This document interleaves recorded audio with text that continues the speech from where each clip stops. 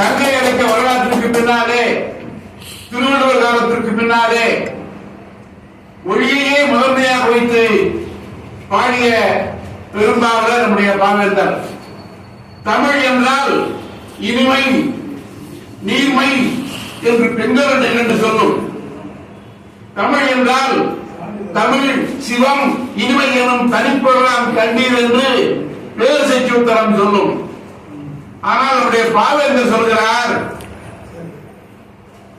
நல்லுயிர், உடம்பு, செந்தமிழ் மூன்றும் நான் நான் நான் என்கிறார்.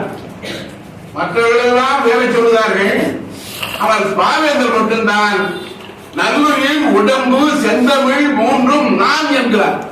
எவ்வளவு நெஞ்செழுத்தம் அவருக்கு, தமிழ் மேல் எவ்வளவு அழுத்தமான அவருக்கு ஈடுபாடு, தமிழை மேம்படுத்த வேண்டும் என்ற எந்த உயர்ந்த நோக்கம் அவருக்கு இருந்திருக்கிறது நீங்கள் தெரிந்து கொள்ளலாம்.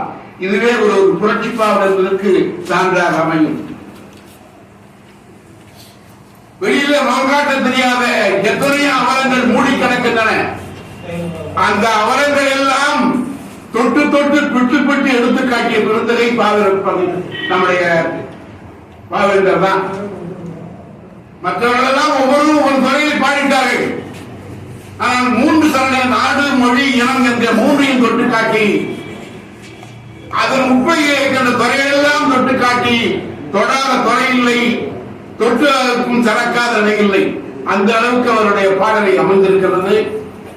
செந்தமிழே, உயிரே, நருந்தேனே, செயலினை மூச்சினை உனக்களித்தேனே, நைந்தாயனில் நைந்து போம் என்பாடு, நன்னிலை உனக்கெனில் எனக்கும் தானே என்று பாடியவர் நம்முடைய பாவேந்தர்.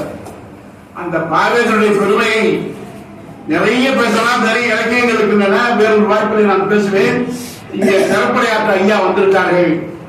இந்த பேரவையை தொடங்கி வைத்த அந்த பெருந்தைகளுக்கு எப்படி வாழ்த்தினாலும் அந்த வாழ்த்து தகும், எப்படி பாராட்டினாலும் அந்த பாராட்டு தகும். இப்படிப்பட்ட தமிழை மேம்படுத்துவதற்காக செய்த அரிய முயற்சியை நெஞ்சார வாழ்த்தி, எங்கள் வாழ்வும் எங்கள் வளமும் மங்காத தமிழ் என்று சங்கே முழங்கென்று முழங்கி விடைபெறுகின்றேன். நன்றி.